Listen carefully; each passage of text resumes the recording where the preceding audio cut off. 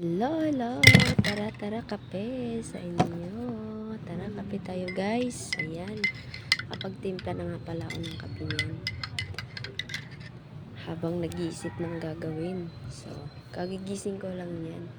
Inisip ko maglalaba ako for today's video. Kaya tara, samahan nyo ako sa aking paglalaba. Bago tayo maglaba, stretch muna tayo. Ayan. Kita pa nga yung bil-bil dyan. Stretch muna para ganahan tayo sa gagawin. Humihikab pa nga. Yan. Kagising ko lang kasi yan guys. Kaninang umaga yan. So bago ako kukunin yung washing, stretch muna. So tara, start na ng pagbabanat natin sa umaga.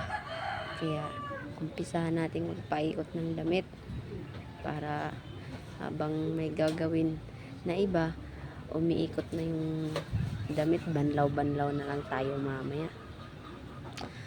Ayan, nilagay ko lang muna yung mga damit dyan para kahit iwan mo lang siya dyan, gumagana pa rin yung washing.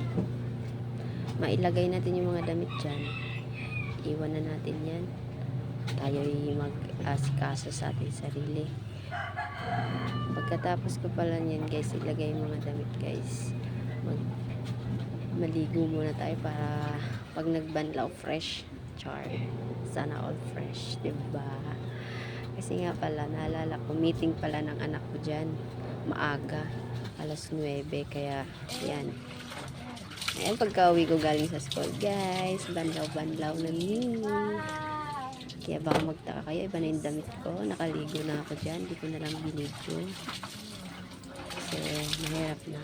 Ang dilim nga pala dyan sa loob ng kubita namin guys. Kaya halos din nyo ako makita. Yan.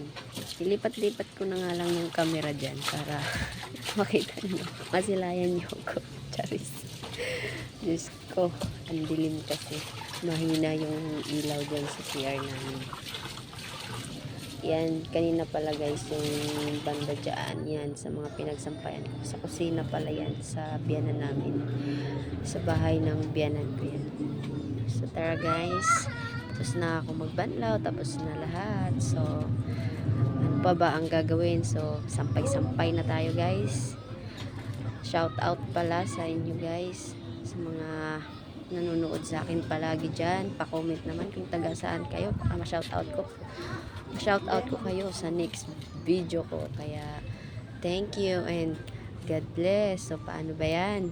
Bukas ulit mga mare. Thank you.